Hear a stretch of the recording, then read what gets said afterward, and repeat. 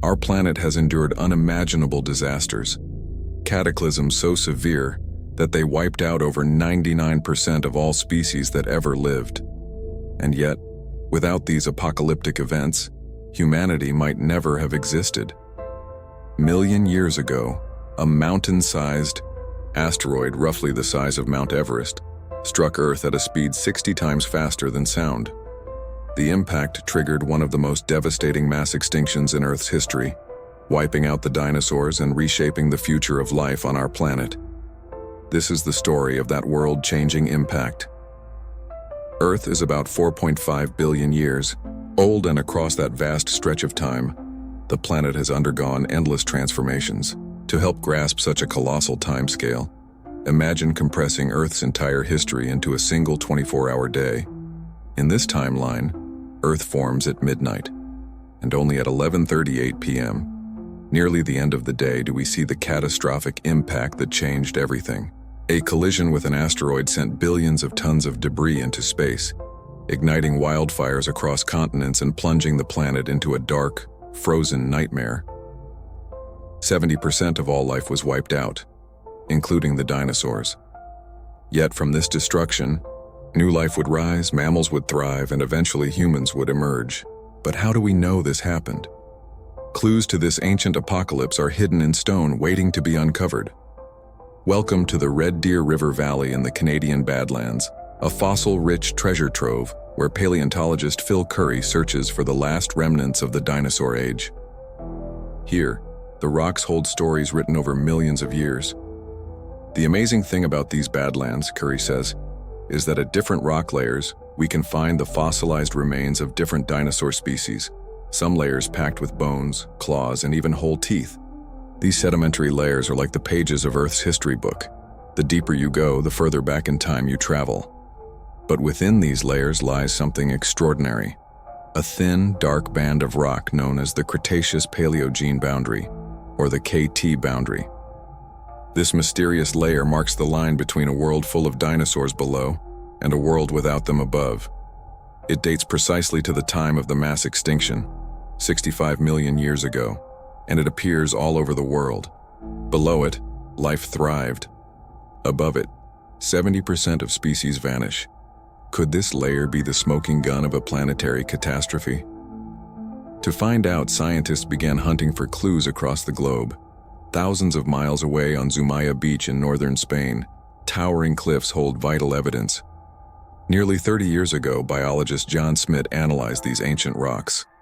As he approached the KT boundary, he discovered something astonishing: high concentrations of iridium, a rare metal on Earth's surface, but common in asteroids. Iridium is incredibly rare in Earth's crust, Smith explains. Most of it is trapped deep in the planet's core. So when you find a spike in iridium levels near the surface, there's only one explanation: it came from outer space. This single discovery shocked the scientific world. It pointed to a massive extraterrestrial object crashing into Earth at the exact same time the dinosaurs went extinct. But to confirm this theory, scientists needed to find the impact site. By analyzing global iridium deposits, they estimated the crater's size, an astonishing 125 miles in diameter. The meteorite itself would have vaporized on impact, but the shockwave and fallout spread iridium and devastation across the entire planet. The search was on for the cosmic crime scene, and eventually, they found it. There was only one conclusion: a very big object must have hit the Earth. The idiom suggested that 65 million years ago, a massive asteroid hit the planet at the exact same time as the death of the dinosaurs. Many scientists were now convinced they had the murder weapon, a catastrophic asteroid strike. But to prove it, they needed the crime scene, the site of the impact. So scientists began a global search for an impact crater by measuring the worldwide spread of iridium. They estimated that the crater must have been enormous, around 125 miles in diameter. The problem with the iridium is it's within the meteorite, but the meteorite is totally vaporized and the iridium is thrown out over the whole world. It doesn't matter where you're here or there on the surface of the planet, you find the same amount of iridium. So it doesn't tell you where to look. For the scientists knew there had been an impact, and they knew it was big, But finding it was tough because millions of years of erosion had wiped away the evidence of the impact site. It would take a combination of luck and sheer perseverance to find the dino killer 1138P. On our clock of the Earth's history 65 million years ago, 70% of all life on the planet has been wiped out, and including the dinosaurs. Scientists thought this could have been the result of a cataclysmic asteroid impact, but they had no real evidence of an impact big enough to cause such mayhem. To prove it, and to build a picture of how the dinosaurs died, they needed to find the impact crater. Dan Dara is a NASA planetary scientist. He specializes in the aftermath of massive cosmic impacts, and where better to come than here? One of the world's most spectacular asteroid craters, Meteor Crater, Arizona. The impact that created it happened just 50,000 years ago. The asteroid that struck here was only 150 ft across, yet it created a crater 3 times 4 of a mile wide and devastated an area the size of Los Angeles. Meteor Crater is many times smaller than the crater that would have been left by the KT asteroid, but it demonstrates the enormous power of even a relatively small asteroid strike. If a meteorite the size of a large house could make a crater of this size, imagine the devastation wrought by the impact of an asteroid the size of Mount Everest. That's the scale of the KT impact. Meteor Crater is a key clue in the search for the KT strike because buried in its walls is evidence of how cosmic impacts transform stone. That immense impact released in energy. Our modern estimates are something on the order of 1 to 10 megatons. That's the scale of the largest nuclear devices we've ever detonated. That immense impact excavated millions of tons of rocket.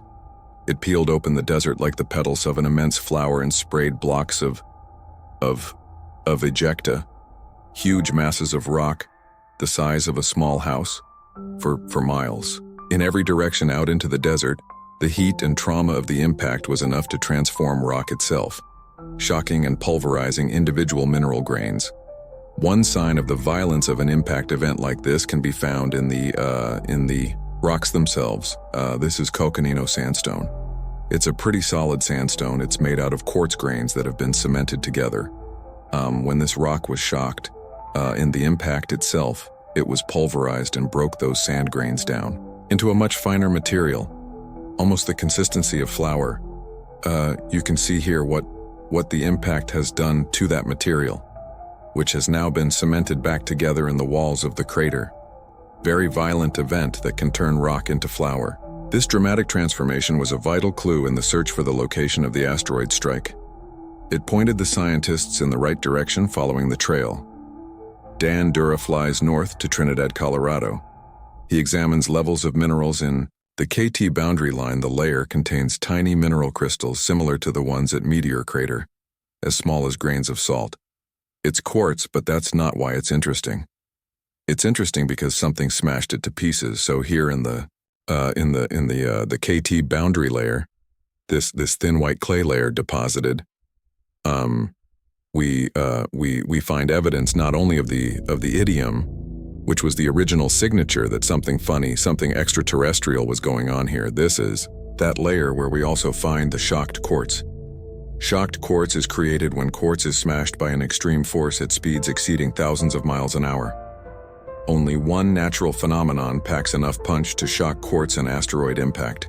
These tiny grains seem to confirm that the asteroid that hit the Earth was colossal, and the impact took place around the time of the dinosaur extinction. But the quartz grains also took scientists a step closer to the impact site, while the idiom was spread evenly around the boundary layer. The shocked quartz was not as we look at the thickness of this layer. Here in Colorado, it's about a half an inch thick or so as we move to the southeast. However, that layer gets thicker and thicker. It grows into meters thick as we move toward the southeast, toward the Caribbean.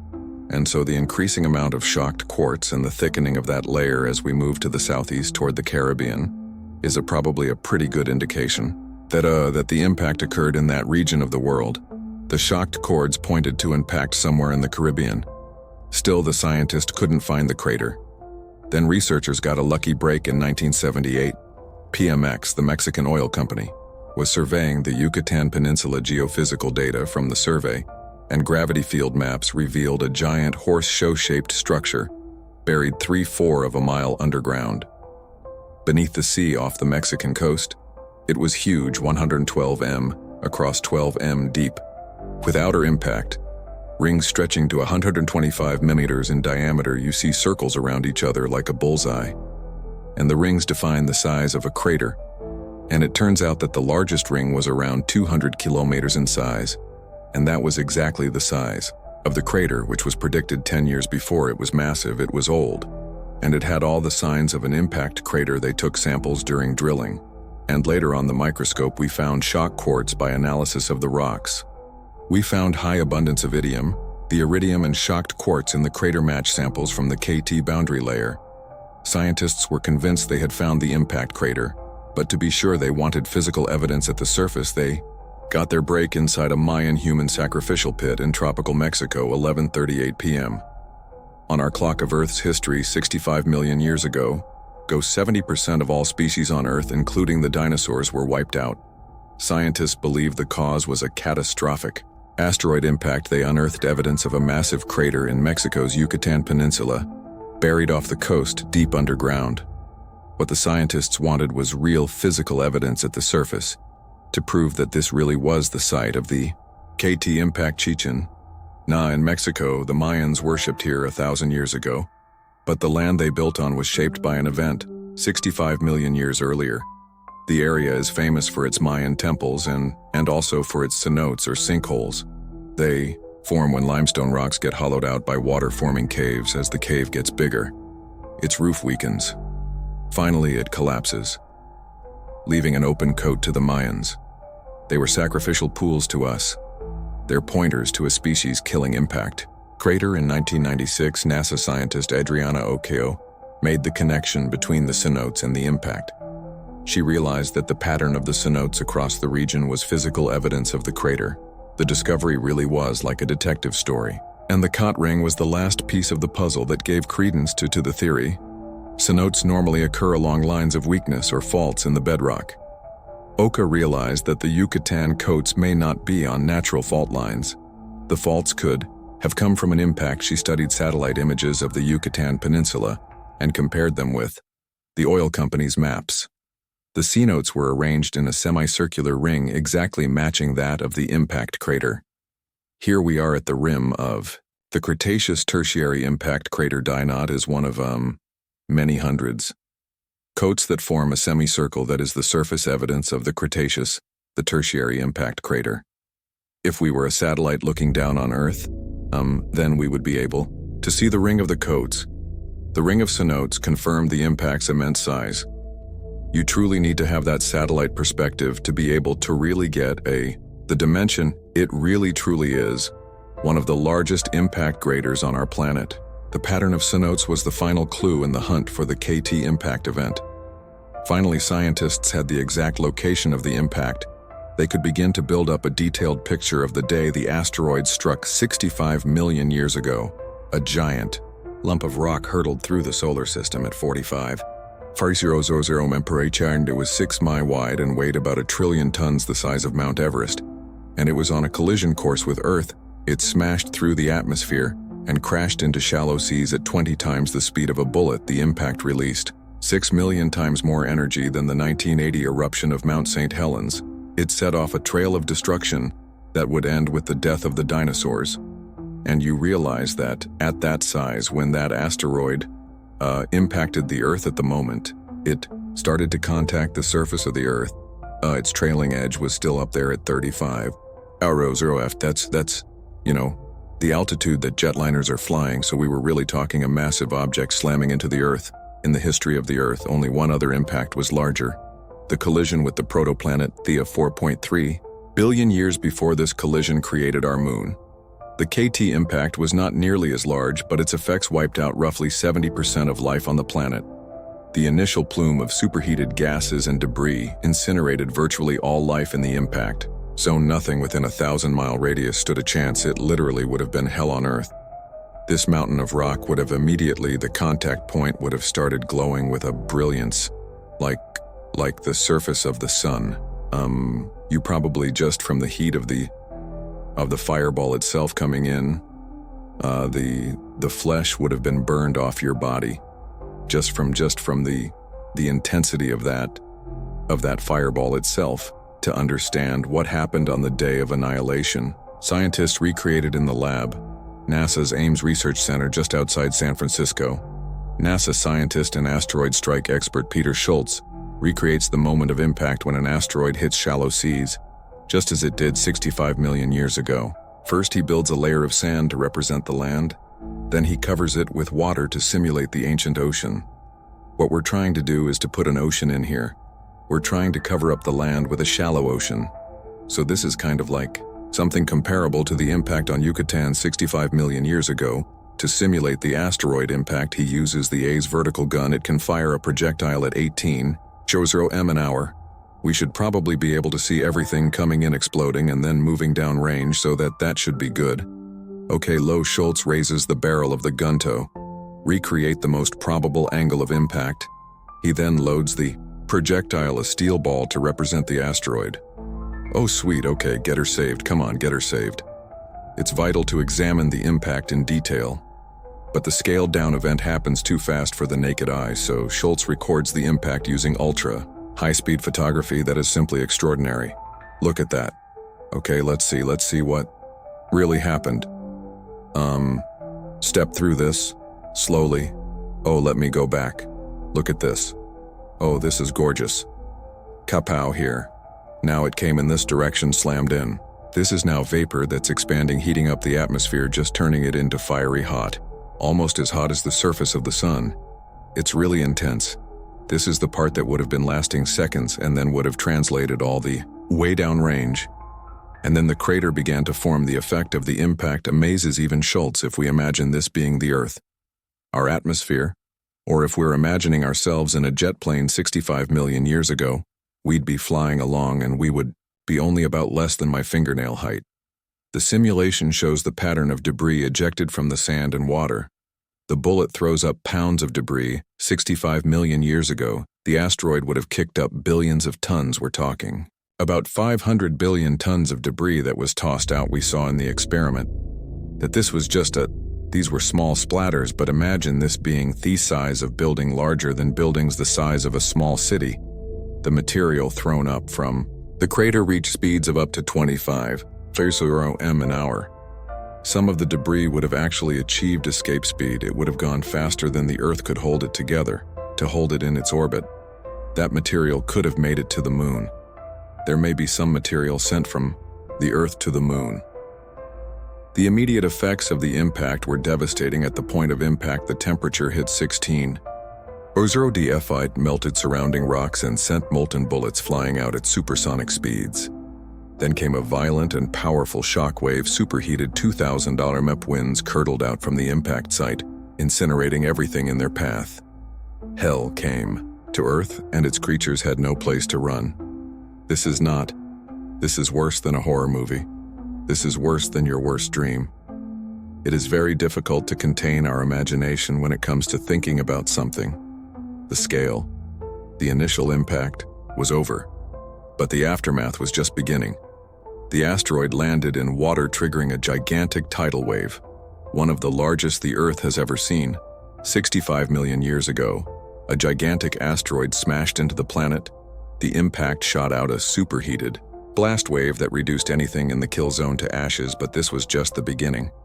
The asteroid landed in the sea, generating a huge tsunami. Peter Schultz's recreation shows in miniature what he thinks happened next.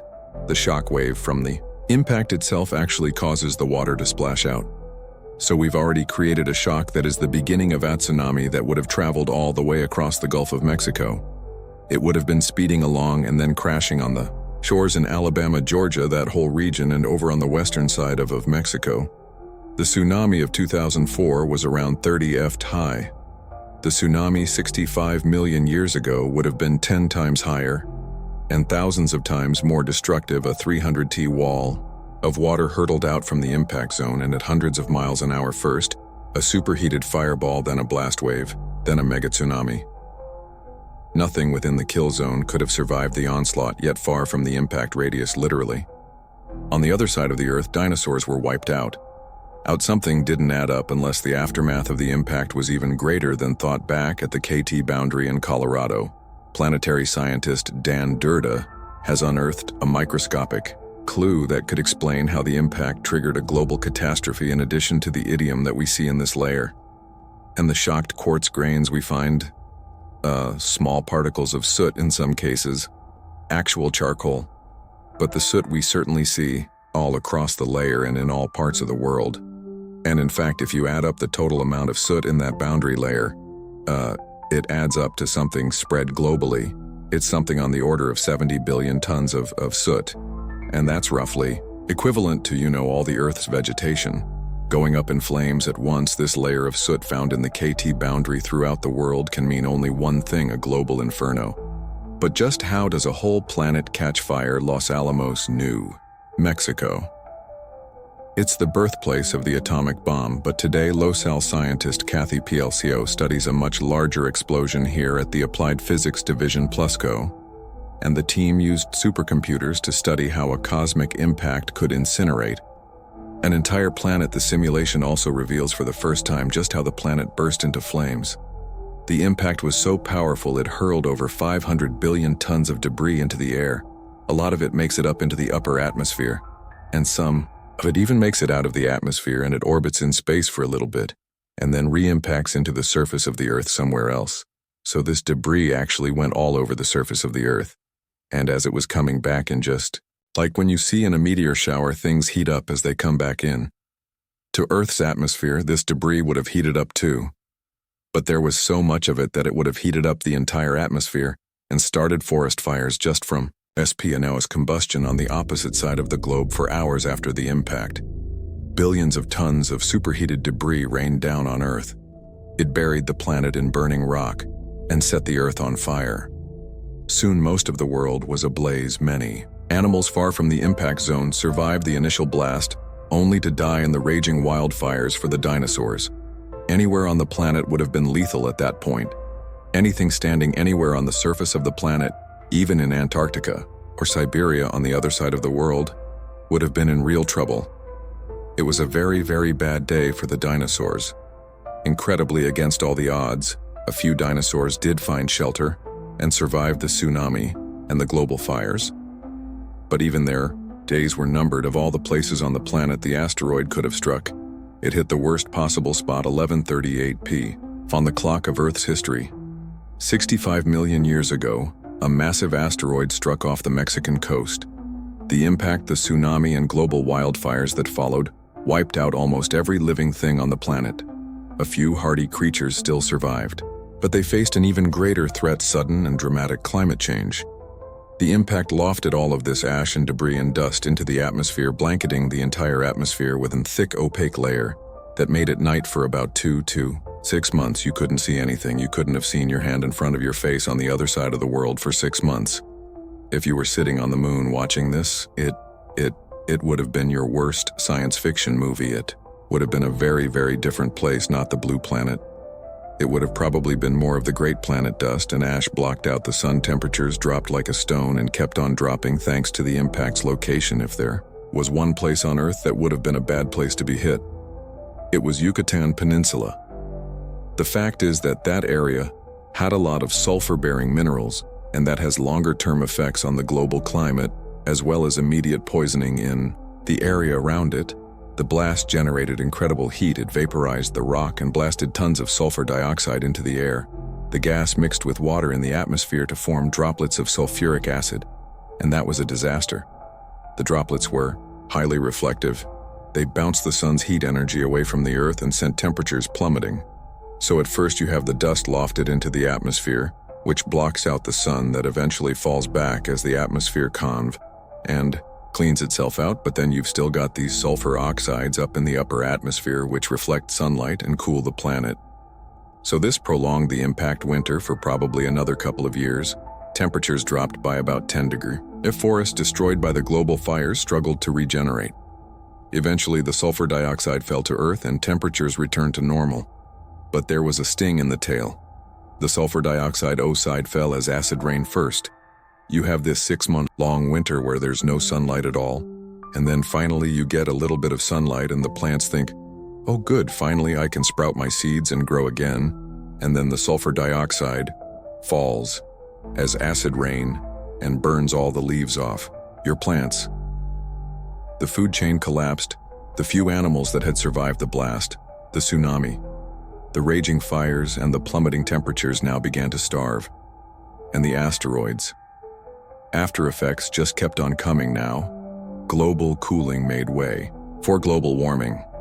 The rocks the asteroid hit didn't just contain sulfur. They also contained carbon dioxide vaporized by the impact. The rocks released billions of tons of greenhouse gases, the equivalent of 3,000 years of modern fossil fuel burning. The carbon dioxide was the last effect of the impact, and it hung on for centuries now, warming the planet instead of cooling it. So the climate is then artificially warm and not returning to normal values for several centuries after the impact. The effects of excess carbon dioxide were devastating. Temperatures increased by about 20 degrees over the next 100 years. It was global warming on a fast track. It was a true ecosystem collapse, something that we can't even imagine at any scale today, and there was no recovery. It wasn't a bad summer, it was a devastating hundreds of years. Temperatures soared, much of the land turned to parched deserts, vegetation died, plant-eating dinosaurs starved to death. Now the carnivores had nothing to eat. They died too after 150 million years. Years of supremacy. The reign of the dinosaurs came to an end. They were goners. They were great to live on the earth at that time. They ruled the earth, but they couldn't defend themselves against the big one. And now, here we are, the supreme species on the planet. Could we survive an impact the size of the KT strike? If something as big as a K impact occurred now, only a portion of the world would survive. Most of North America would be wiped out, and the debris coming back through the atmosphere still would have affected them. And then the longer-term effects of the sudden change in climate, maybe oscillating from something that would be incredibly warm to incredibly cold, would have been very difficult. To adjust it would have been a long time of survival, but could it happen again, or was it a one-off? Of course it will happen again. And this is nature. This is what happens. We get hit now and then. And something that's as big as the KT impact should happen every 100 million years or so. The bigger the impact, the rarer it is.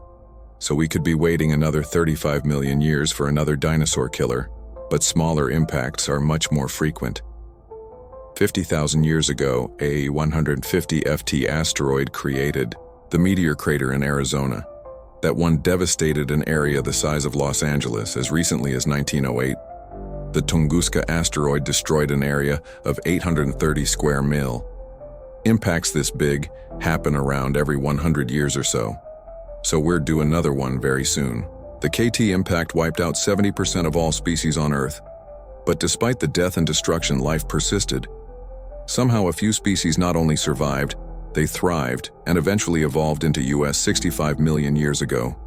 A giant asteroid hit the Earth. It set off a chain of events that wiped out 70% of life on Earth, including the dinosaurs. But with the dinosaurs gone, a new species of animal, the mammal, took center stage. These highly adaptive creatures were small in size, but eventually they would dominate the planet. One branch would evolve into humans. The extinction of the dinosaurs clearly cleared the way, if you will, emptied the world of that particular ecological niche and gave the mammals a chance to rise to prominence. And so, the extinction of the dinosaurs was sort of the crucible of human evolution, ultimately, if you will. We're here because they're not. But why did these primitive mammals survive when so many other species didn't? The answer lies in Golden, Colorado. Here, Jalen Eberly hunts for the remains of our direct ancestors in a layer just above the KT boundary. She's found the fossilized bones of animals that survived the impact, the fireball and extreme climate change. They were small mammals, the size of rodents. They seem unlikely heirs to the dinosaurs' crown, but the qualities that had once kept them near the bottom of the food chain now took them to the top, starting with their small size. If we compare the KT meteorite impact to, say, something we can envision today, such as a nuclear war, the organisms that would be most likely to survive something like that are going to be the small ones, the ones that can escape the surface in some way through burrowing, living underground. They had a much higher chance of surviving than anything that would be On the surface, such as these large dinosaurs and these subterranean survivalists had another thing in their favor. They were omnivores. They would eat just about anything.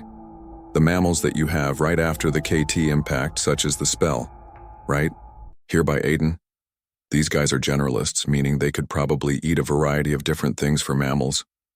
Being a generalist would be very helpful after the KT boundary because they're going to be a variety of foods on the scene, and I think if you were too specialized, the KT boundary might have been where you met. Urine mammals had another significant survival advantage unlike the dinosaurs. They didn't lay their eggs on the ground or raise their young out in the open where the predators lurked. Dinosaurs lay eggs and their young developing eggs, and then hatch mammals on the other hand. They lay their eggs on the inside, if you will, and they young develop on the inside with that added protection of the mother's body. That probably was advantageous right after the KT boundary, because those young just had further protection from the environments, the elements. Predator scavengers, a few egg layers did make it. Some were. The flying dinosaurs who laid their eggs in trees, they evolved into birds, and the primitive reptiles survived like crocodiles that buried their eggs underground along with the mammals. These survivors of the catastrophe flourished. It was the meek, the burrowers and scavengers who inherited the earth, and eventually they evolved into us. It's extraordinary that in part we owe our very existence to one freak event, a cataclysmic impact that turned our planet into a fireball and unleashed deadly global chaos, but if it hadn't, we might not be here at all.